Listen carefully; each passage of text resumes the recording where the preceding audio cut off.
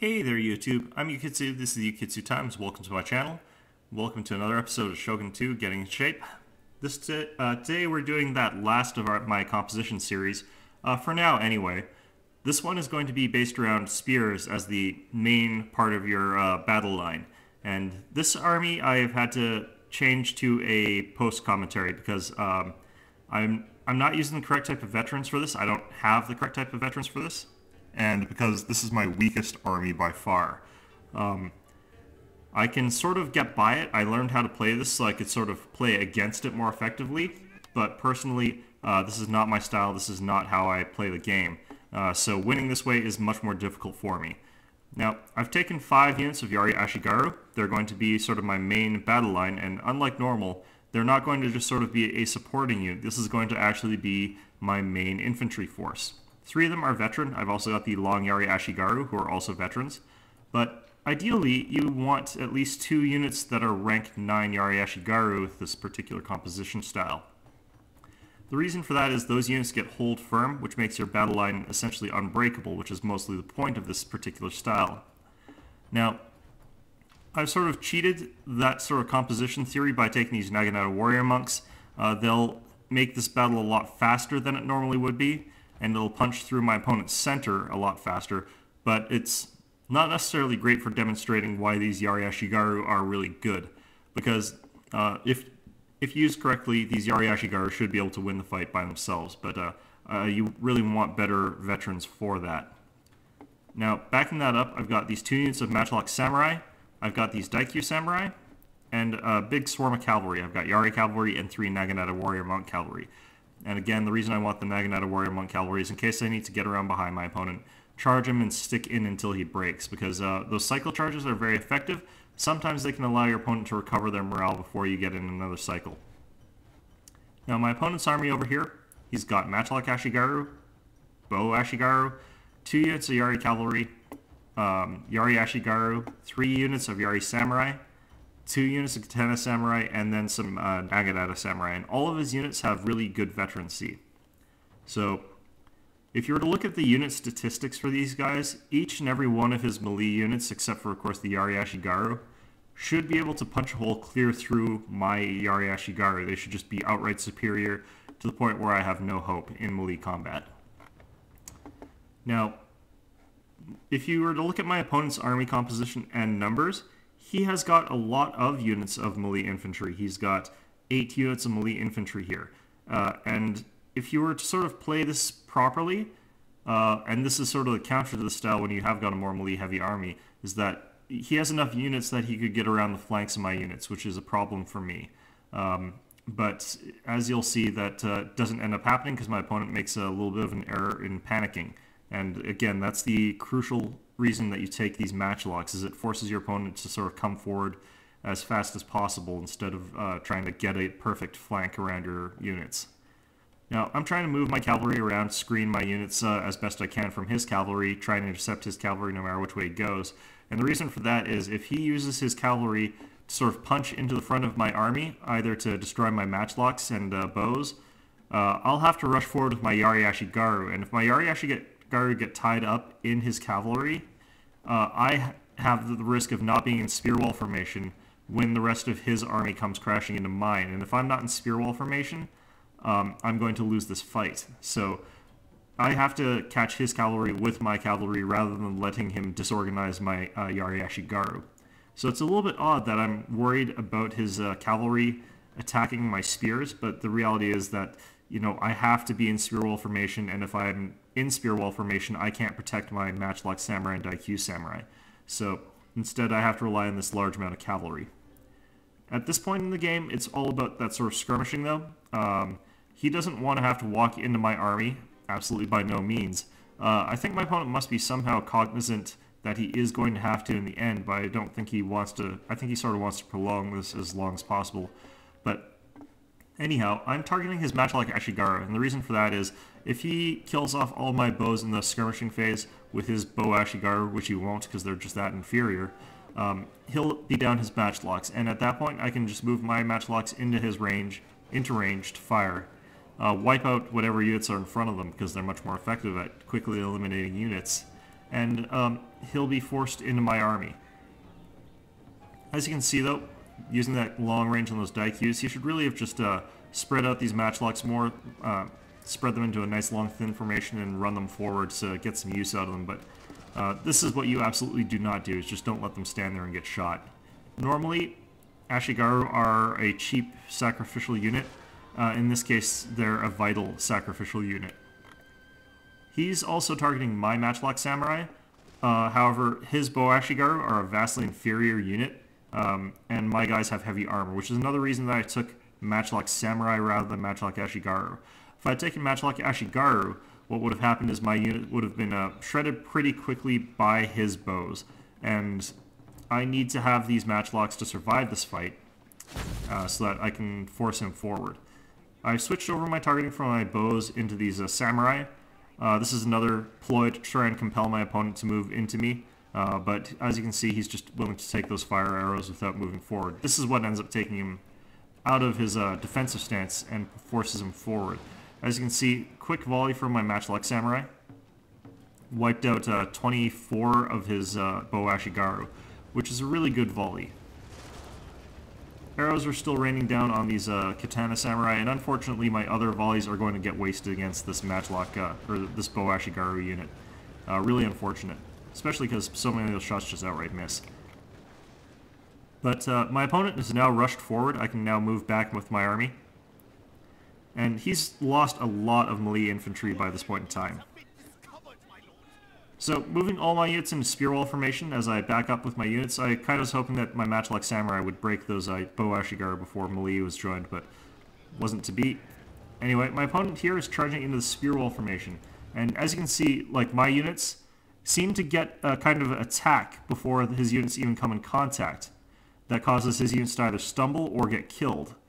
And that's how the spear wall formation works. Normally what happens is every man in a unit squares off against another man from the other unit, if they can, if there's room for it, and they get into a little bit of a duel. And the computer generates, based on their statistics, the odds that one of them will win over the other in that duel, and or if they'll draw, because there's a lot of draws in these particular combat systems. So what generally tends to happen is the unit with the superior melee statistics will get a whole lot of kills against your unit, while your unit is going to sort of do incredibly poorly. But in this particular case, since what's happening is the superior unit's being fended backward, my units are sort of pushing them back, keeping them away from that system. They aren't getting to make their attacks. They don't get to see if they've killed one of my guys or not. What happens is instead they kind of get knocked back a little bit and nothing happens, and maybe eventually one of them even gets clubbed to death by a spear.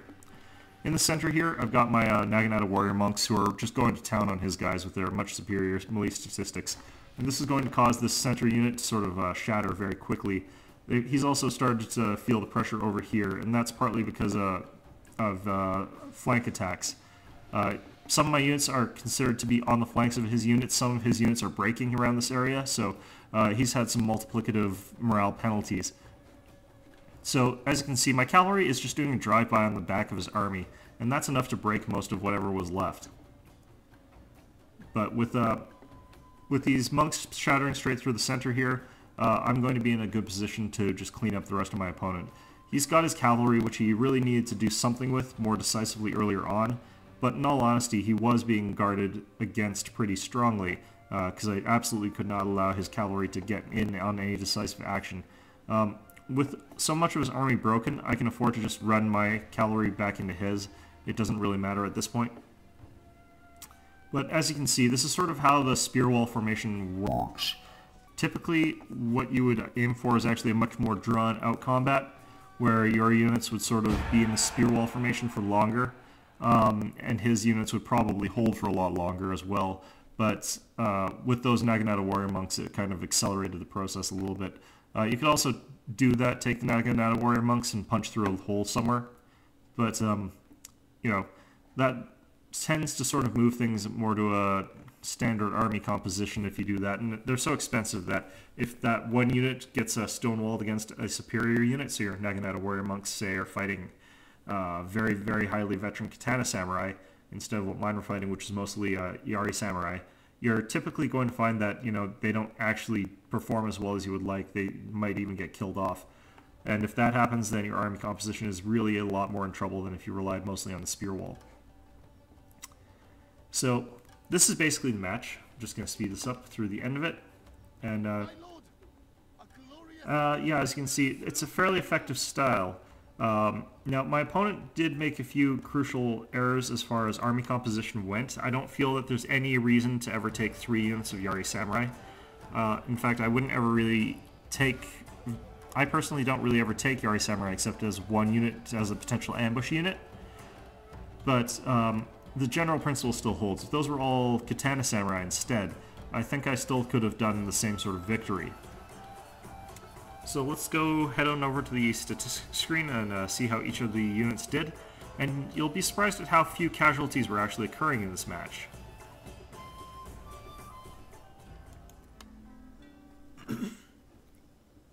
Now, as you can see, I've got the Yari Ashigaru here.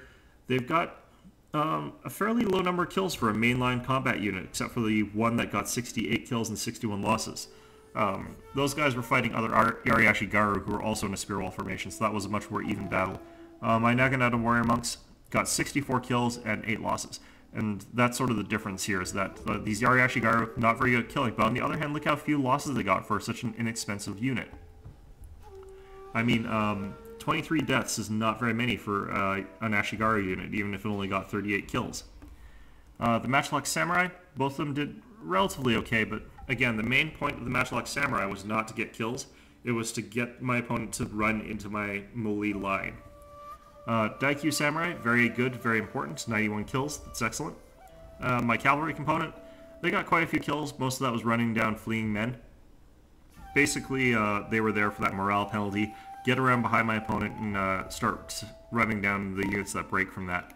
I could have used them for rear charges, but it ended up being that his units broke, so I wanted to make sure they didn't return to the field. Now, my opponent's army, as you can see, even though he had a melee general, he was overmatched pretty quickly, and that's because he got attacked by a much larger number of very good cavalry with the bonus versus cavalry. So, you know, you need that immunity to spears before you can really go toe-to-toe with cavalry units with your general. His Katana Samurai did abysmally, 3 kills each. His Yari Samurai, as you can see, his Yari Samurai did a little bit better than his Katana Samurai, and I highly suspect that has something to do with the reach that the spear presents you. I kind of get the feeling that if you're using a longer weapon, you can sort of get in against a spear wall a little bit more efficiently. But as you can clearly see, it still doesn't justify taking them. 11 kills is still absolutely terrible. You don't want to spend money taking a unit that's going to get that just because it does better than that unit that got 3 kills. Now, his other units, his Bo Ashigaru, they did okay. They are very cheap throwaway units, the problem, and he needed an actual dedicated archery component to this armory force before, so that I wouldn't do what I did there. His cavalry sort of didn't even trade before getting killed. Matchlock Ashigaru, they got absolutely no kills, so they're shredded. He needed to draw them back or commit them forward for 1 volley. His Naginata Samurai did very poorly as well. Yari Samurai, again, they did okay. I'm still pretty sure it's entirely because they have a polearm. And his Naginata Samurai, his Yari Ashigaru, they were also in spear wall. They got 51 kills and 59 losses. They were the ones fighting my Yari Ashigaru that did very well. So I think that spear wall as well against spear wall turns into a relatively normal combat. And since they have such low armor on both sides, I think that both units tend to get hammered a little bit more than other units would in that sort of engagement. Anyhow, there are other ways to sort of build a spear formation army. This one was sort of build up that spear wall and then sort of hammer and anvil with cavalry, or even just do drive-by demoralization with cavalry. But this is, for an example, another style of this army that you can use. This one doesn't have any cavalry, as you can see. The entire point of this one is your Yari Ashigaru absolutely have to grind through your enemy gradually and slowly. You would replace these guys with high veteran Yari Ashigaru. You'd absolutely need hold firm with this particular army composition. But if you did have that, this army becomes very deadly. It becomes very difficult to advance on it from any angle. It can slowly move its way forward, and if your opponent's trying to sort of edge its way back against your guns. You can always use your mounted gunners to try and run someone down. And of course you've got the strong bow complement to try and keep your opponent from winning that bow fight. And if this army composition does win the bow fight, it's probably going to win. Other ways to do this is a more conventional style. You'll actually see me use this style sometimes, but I don't feel it's necessarily that spear-heavy a composition. But you take a good solid spear center, and then you bolster that with some heavy melee infantry. You can even go like that. And the point of this one is you've got your melee Ashigaru in the center, holding as a sort of unbreakable line. And on each flank you get a very heavy melee complement that can punch through very effectively, very quickly, and very decisively. And once they've done that, they can sort of roll in from the flanks and attack enemies from behind and the sides, and really just cause a lot of pressure. So this is a much more direct style of army. It doesn't actually require as much archery or as many guns. And the reason for that is, if your opponent really goes heavy on the guns and the bows, you can reverse the way this army works. You can use, say, 2 of these Yari Ashigaru as a screening unit, 3 of these Yari Ashigaru as sort of a weak center, and charge everything forward. And you can usually win in a melee combat this way if your opponent overinvested in guns and bows. Of course, you wouldn't want to do that if your opponent's also using the spear wall strategy. You'll have to use maneuvering to sort of break through those spear walls, but again, another advantage to this one is that you don't necessarily need the best veteran Yari Ashigaru. One level 9 would be nice to plonk him right in the center. His hold firm will keep pretty much your entire Yari Ashigaru line intact. But other than that, like, this is sort of the style of spear army that I would personally take. Complement this with a little bit of cavalry and it's pretty much good to go. And that's sort of all I can think of for spear-backed armies, and these are the main sort of compositions I would think of, where it's sort of that basic strong unit and then a few supporting units around it. That's pretty much how all armies should be made. Anyway, I hope you found this informative, and I hope to see you all next time.